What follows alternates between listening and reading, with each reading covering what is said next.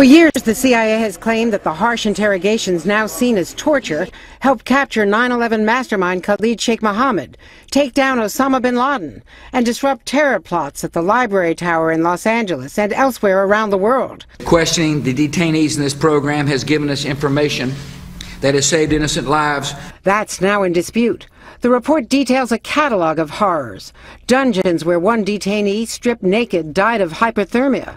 Another, bin Laden lieutenant Abu Zubaydah, was waterboarded for 2.5 weeks, 24/7, until he passed out.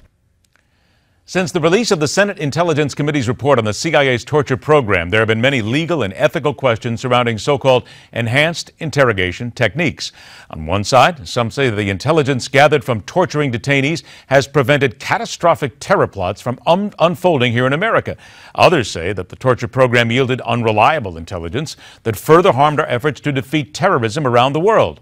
Now, a new report suggests that the CIA sought the approval of the American Psychological Association to bolster legal and ethical justification for the program. Let's open it up. First up, international educator, author, and speaker. He holds a Ph.D. in psychology.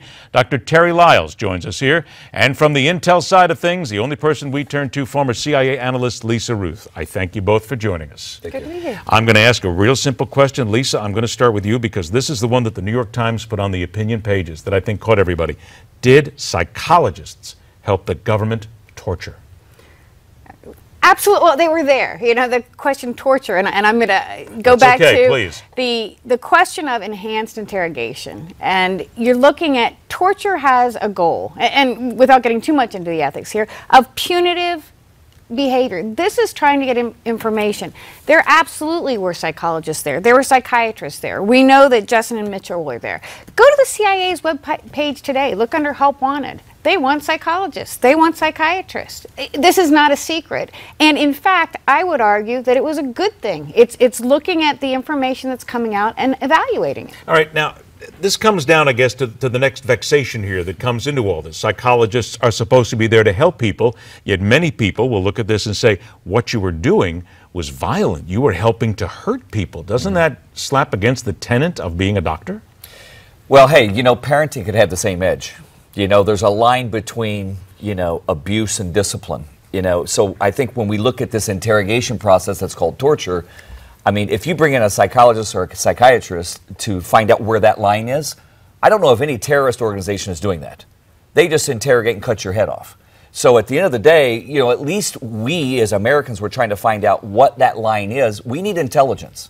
I don't know about you, but I spent 3 months ongoingly, you know, at 9/11, helping dig bodies out and working with brothers and sisters there doing what they did. I saw what the effects of that is, not only here, but around the world. So listen, you know, terrorism is one thing, but I'm amazed when people get so upset when we try to find out what terrorists are doing, and yet they look at us like we're causing the problem. Okay, but there are those people on the one side who would say that we being the United States, we have a higher level here. We should act better. We should do things better. We should be a more moral people, if you will. But when you're talking about morality versus having to go after somebody who is looking to kill thousands of people, how do you cut that line? Well, first of all, this isn't a church service. So we'll leave morality to the clergy, and there is a line there, but there's also a judicious line, and there's an ethics line that has to be looked at. And I think this whole scenario came out of how do we get intelligence out of individuals that want to harm and kill us, okay? So there are all kinds of lines. It's just finding out where that line is and try not to cross it. And again, I think it's wise to consult professionals, whatever that professional might be, to find out what is that line where breakage takes place. Was it torture?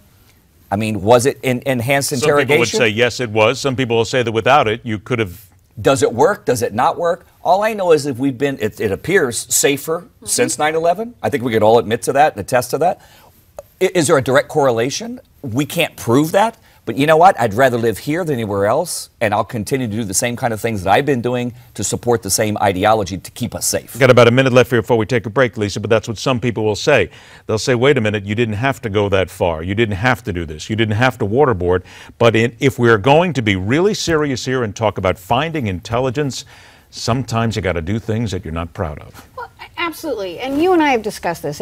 War is ugly. All right, let's start with that.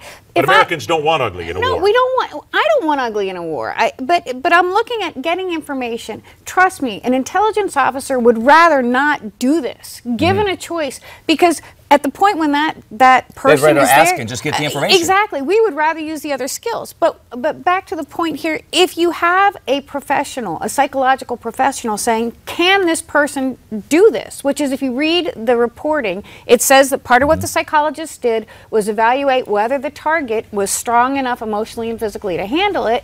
Isn't that better than doing these same things on someone with really disastrous effects? Okay, stand by, because we got to take a break, come back, and when we do come back on the other side, this comes down to what America wants to understand. Is America willing to say that some things have to be done that we may not find to be exactly what fits our moral character, but if we don't do it, other people will die in the future? We'll talk about that and so much more when we continue. All right, let's get back to it. International educator, author, and speaker, a Ph.D. in psychology, Dr. Terry Lyles joins us, and also from the Intel community, former CIA analyst Lisa Ruth. Dr. Lyles, let's get to you right now when it comes down to the psychology of all this.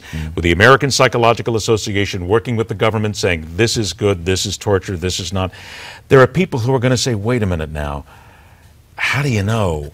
How do you know what really works? Because aren't we told that torture doesn't work? That it doesn't get any actionable intelligence here, and that in many ways all you're doing is you're trying to hurt somebody. I mean, you know those people are out there. Of course, and that's okay. You know, there's sides to everything. However, there's also intelligence that says we do get actionable intelligence out of individuals. And from that intelligence stops violence. Now, does it make all the ethics and the criteria that goes along with getting it acceptable? Listen, war is politics by another means. Politics is ugly. War is ugly. And at the results of that, we have to find ways to curtail those kind of circumstances from happening, or innocent people die. Do we then have to look the American people in the eye, you from the intelligence community, you from the doctors community, myself from the media community, look the American people in the eye? I'll do it right now to make sure that no one calls me on this and say, if you are not willing to put up with some very dirty tricks, people are going to die. Well, listen. Yes? Yes. After 9/11, listen, everyone was saying, enough. Everyone. We're done with this. We need to go get them, right? I remember I was there. At all costs. At all costs. But, okay, now there's the next point. What about at all costs? Well, there you go. No, and I think we're saying a lot of the same things, but you're right. It's not something I want to see. It's not something I want to be involved in.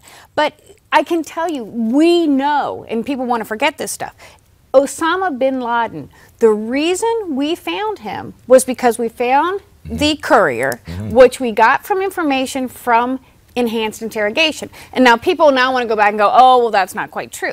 It is true. I will tell you it is true. I will also tell you there's things that the American public does not need to know.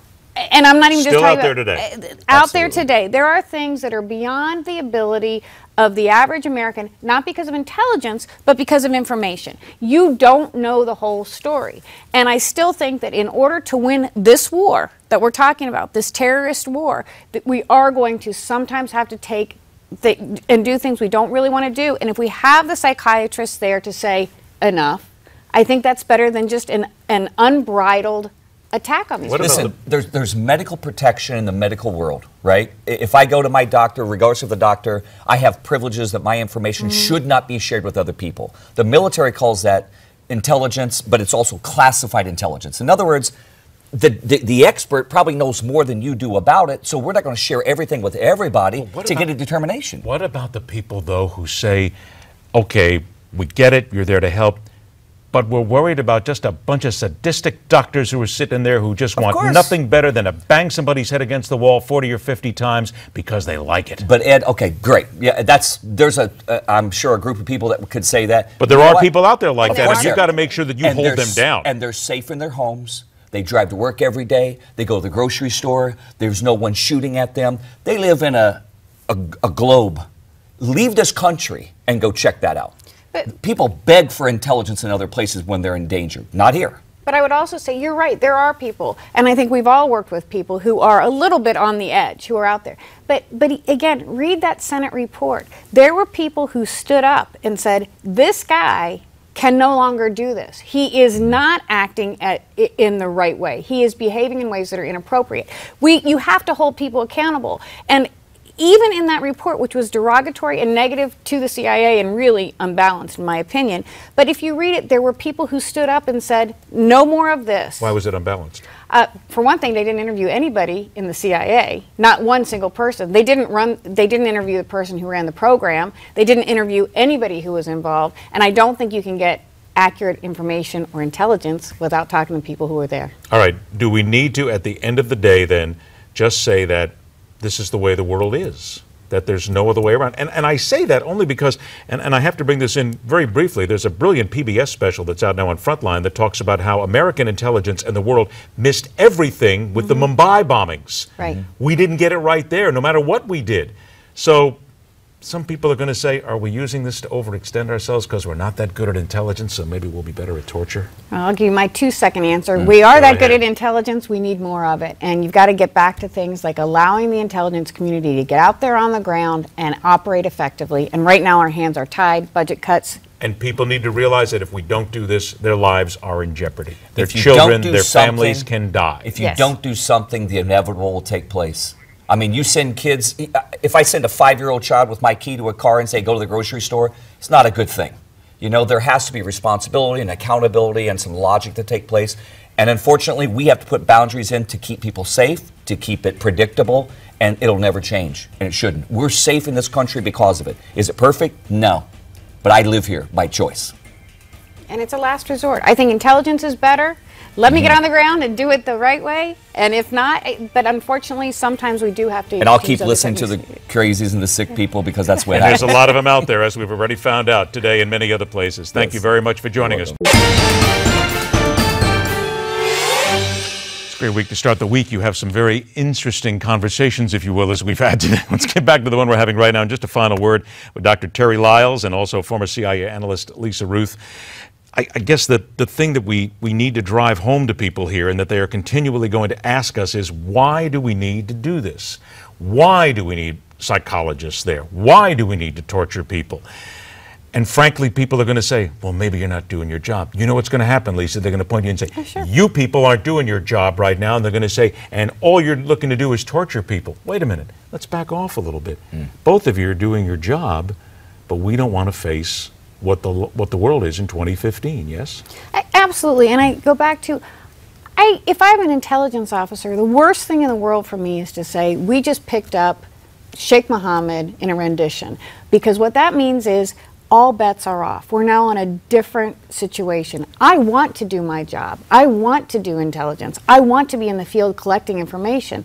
This is a last resort, and it happens only in extreme cases, but unfortunately, sometimes it has to happen. And people will say, though, to you, and they'll say to you as well, but maybe you're being too vociferous. Maybe you're being a little bit too edgy sometimes, and you're pushing the outside of that envelope, and that's what makes us just as bad as the terrorists. That's a really bad thing to say out loud to somebody who has to deal with life or death, isn't it? You're right. And until you face that, you don't know where that line is. But if you don't approach that line to get the actionable intelligence that you need, how are you going to know? Obviously, none of us want to go too far, you know, because we want to make sure that some people don't go too far. Correct. Because let's remember Abu Ghraib, we still had some people who went way over the line. And that's why we need, you know, policy in place, and we need, you know, accountability in place. But in the gulf of that, there still has to be methods and means in which to extract information. If I ask my children, did you do that? No. Are you sure you didn't do that? Because there's consequences with you doing it one more time, and here's what it is. Okay, maybe I did. You know, at some point, there has to be enough pain, threat, leverage to get real intelligence when people know that they're lying, when they know that they're not trying to be forthright in what they're doing. These terrorists aren't nice people.